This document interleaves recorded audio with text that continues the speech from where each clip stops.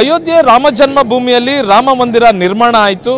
ಆ ರಾಮನ ಬಂಟ ಹನುಮನ ಮಂದಿರವೂ ಕೂಡ ಆಗಬೇಕಾಗಿದೆ. ಅದು ಎಲ್ಲಿ ಆಗಬೇಕು? ಕರ್ನಾಟಕದ ಕಿಷ್ಕಿಂಧೆಯಲ್ಲೇ ಆಗಬೇಕು. ಹೀಗಾಗಿ ಕರ್ನಾಟಕದ ಕಿಷ್ಕಿಂಧೆಯಿಂದ ಬಂದಿರತಕ್ಕಂಥ ಒಬ್ಬರು ಸ್ವಾಮೀಜಿಯವರು, ಗೋವಿಂದಾನಂದ ಸರಸ್ವತಿ ಈ ಸ್ವಾಮೀಜಿಯವರು 12 ವರ್ಷಗಳ ಕಾಲ ಒಂದು ರಥಯಾತ್ರೆಯನ್ನು ಕೈಗೊಂಡಿದ್ದಾರೆ.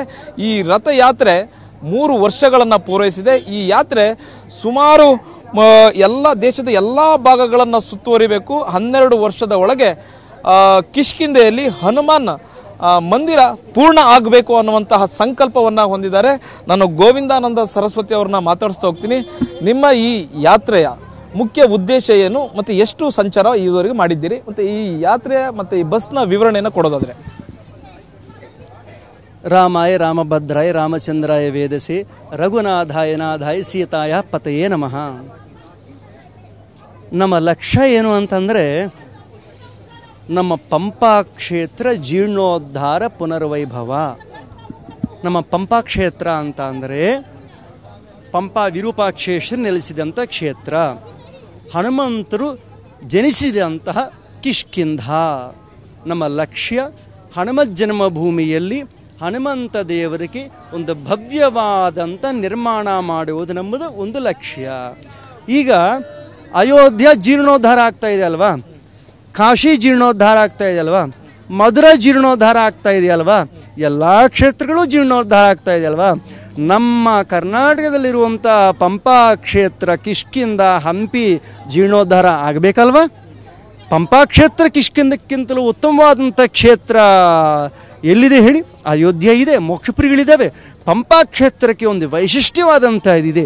ವಿಜಯನಗರ ಸಾಮ್ರಾಜ್ಯ, ಕಿಷ್ಕಿಂಧ ನಗರ ಸಾಮ್ರಾಜ್ಯ, ಹಂಪಿ ವಿಜಯನಗರ.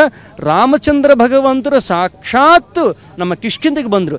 ಯಾವಾಗ ಶ್ರೀರಾಮಚಂದ್ರ ಭಗವಂತರಿಗೆ ಸ್ವಲ್ಪ ಸಮಸ್ಯೆಗಳು ಬಂದಿದ್ದವು ಅಂತಂದರೆ ಸೀತಾ ಅಪಹರಣ ಸಮಯದಲ್ಲಿ ಇಲ್ಲಿಂದ ಬಂದ ಅಯೋಧ್ಯದಿಂದ ಬಂದು ಶ್ರೀರಾಮಚಂದ್ರರು ನಮ್ಮ ಕಿಷ್ಕಿಂಧಕ್ಕೆ ಬಂದು ವಾನರ ಸೈನ್ಯ ಸಹಾಯವನ್ನು ತಗೊಂಡು ಧರ್ಮವನ್ನು ಸ್ಥಾಪನೆ ಮಾಡಿದ್ರಲ್ವ.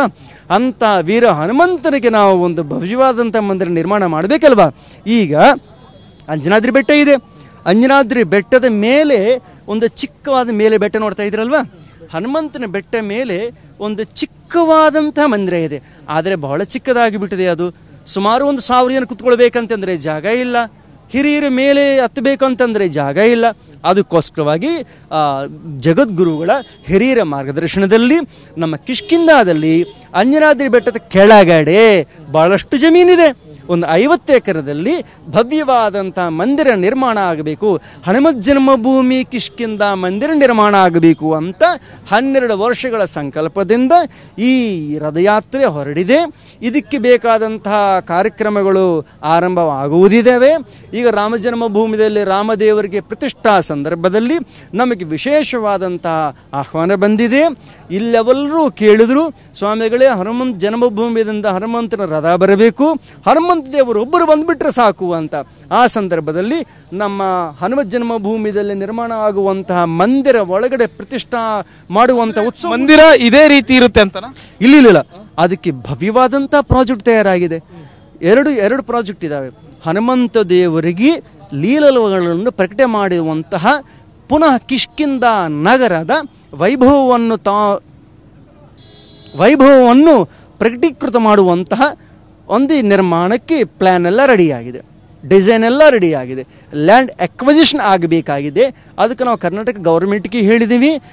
ಹಿರಿಯ ಸಮಯದಲ್ಲಿ BJP ಗೌರ್ಮೆಂಟು 100 crores ರಿಲೀಸ್ ಮಾಡಿದರು. ಅದು ಇನ್ಫ್ರಾಸ್ಟ್ರಕ್ಚರ್ ಡೆವಲಪ್ ಮಾಡುವುದಕ್ಕೆ. ನಮ್ಮ ಲಕ್ಷ್ಯ ಪಂಪಾ ಕ್ಷೇತ್ರ ಹಂಪಿ ವಿಜಯನಗರ ಜೀರ್ಣೋದ್ಧಾರ. ಅದಕ್ಕೆ ಆರಂಭದಲ್ಲಿ ಹನುಮಂತನ ಜನ್ಮಭೂಮಿಯಲ್ಲಿ ಮಂದಿರ ನಿರ್ಮಾಣ. ಅದರ ಆರಂಭವಾಗಿ ರಾಮ ಜನ್ಮಭೂಮಿಯಲ್ಲಿ ನಿರ್ಮಾಣವಾಗ್ತಾ ಇರುವಂಥ ಕಾರ್ಯಕ್ರಮದಲ್ಲಿ ಹನುಮಂತ ದೇವರು ಬಂದು ಸಾಕ್ಷಾತ್ವಾಗಿ ವೀಕ್ಷಣೆ ಮಾಡ್ತಾ ಇದ್ದಾರೆ. ಇದು ಕಿಷ್ಕಿಂಧ ಹನುಮತ್ ಜನ್ಮಭೂಮಿ, ರಾಮ ಜನ್ಮಭೂಮಿ, ಅಯೋಧ್ಯೆ ಎರಡೂ ಅವಿನಾಭಾವ ಸಂಬಂಧ, ತ್ರೇತಾಯುಗದ ಸಂಬಂಧ, ಉತ್ತರ ಮತ್ತು ದಕ್ಷಿಣ ಎರಡುಗಳಿಗೆ ಸಂಬಂಧ. ಇದಕ್ಕೋಸ್ಕರವಾಗಿ ಸಂಪೂರ್ಣ ಭಾರತ ದೇಶದಲ್ಲಿರುವಂಥ ಎಲ್ಲ ಭಕ್ತಾದಿಗಳನ್ನು ನಮ್ಮ ಕಿಷ್ಕಿಂಧ ಸ್ವಾಗತ ಮಾಡುವುದಕ್ಕೆ ಇಲ್ಲಿಗೆ ಬಂದಿದ್ದೀವಿ. ಈಗ ಅಯೋಧ್ಯೆಯಲ್ಲಿ ಇವರು ಎಷ್ಟು ವ್ಯವಸ್ಥೆ ಮಾಡ್ತಾ ಇದ್ದಾರೋ ಭವಿಷ್ಯತ್ ಕಾಲದಲ್ಲಿ ಕಿಷ್ಕಿಂಧದಲ್ಲಿಯೂ ಸಹ ಇಷ್ಟು ವ್ಯವಸ್ಥೆ ಮಾಡಬೇಕು ನಾವು. ಅದಕ್ಕೋಸ್ಕರವಾಗಿ ನಮ್ಮ ಕರ್ನಾಟಕ ಸರ್ಕಾರ ಮುಖ್ಯಮಂತ್ರಿಗಳು ಸೂಚನೆ ಮಾಡ್ತಾ ಇದ್ದೀವಿ. ನೀವು ಅಲ್ಲಿ ಆರ್ಕಲಾಜಿಕಲ್ ಸಮಸ್ಯೆಗಳು ಏನಿದಾವೋ, ವರ್ಲ್ಡ್ ಹೆರಿಟೇಜ್ ಸಮಸ್ಯೆಗಳು ಏನಿದಾವೋ, ಪ್ರಾಧಿಕಾರದಲ್ಲಿ ಸಮಸ್ಯೆಗಳು ಏನಿದಾವೋ ಅದೆಲ್ಲದಕ್ಕೆ ಒಂದು ಮಾಸ್ಟರ್ ಪ್ಲ್ಯಾನ್ ತಯಾರು ಮಾಡಿ, ಕಿಷ್ಕಿಂದ ಪ್ರಾಧಿಕಾರ ಮಾಡಿ, ಅಲ್ಲಿ ಕಿಷ್ಕಿಂದ ಅಲ್ಲಿ ಕೊಪ್ಪಳ ಜಿಲ್ಲಾ ಹೆಸರೇನಿದೆಯೋ ಹನುಮತ್ ಜನ್ಮಭೂಮಿ ಕಿಷ್ಕಿಂಧ ಜಿಲ್ಲಾವಾಗಿ ಹೆಸರನ್ನು ಬದಲಾಯಿಸಿ. ಈಗ ನೋಡಿ ಎಷ್ಟು ಪ್ರಪಂಚದಲ್ಲಿ ಎಲ್ಲರೂ ಬರ್ತಾ ಇದ್ದಾರೆ. ಹೀಗೆ ನಮ್ಮ ಪಂಪಾ ಕ್ಷೇತ್ರ ಕಿಷ್ಕಿಂದಕ್ಕೆ, ಹನುಮಂತ ದೇವರ ದರ್ಶನಕ್ಕೆ, ಪಂಪಾ ವಿರೂಪಾಕ್ಷೇಶ್ವರ ದರ್ಶನಕ್ಕೆ ಎಲ್ಲರೂ ಬರಬೇಕು. ನಮ್ಮ ಕಿಷ್ಕಿಂದ ವೈಭವ, ಕರ್ನಾಟಕದ ವೈಭವ ಮತ್ತೆ ಬರಬೇಕು. ಇದು ಗೋವಿಂದಾನಂದ ಸರಸ್ವತಿ ಅವರು ಹೇಳ್ತಾ ಇರುವಂಥದ್ದು. 12 ವರ್ಷಗಳಲ್ಲಿ ಹನುಮಾನ್ ಮಂದಿರ ಕಿಷ್ಕಿಂಧೆಯಲ್ಲಿ ಆಗೇ ಆಗುತ್ತೆ, ಆ ಸಂಕಲ್ಪವನ್ನು ತೊಟ್ಟಿದ್ದೇವೆ ಅನ್ನುವಂಥದ್ದು ಹೇಳ್ತಾ ಇದ್ದಾರೆ. ಮತ್ತು ರಾಜ್ಯ ಸರ್ಕಾರ ಕೂಡ 100 ಕೋಟಿ ಧನ ಸಹಾಯವನ್ನು ಕೂಡ ಮಾಡ್ತಾ ಇದೆ.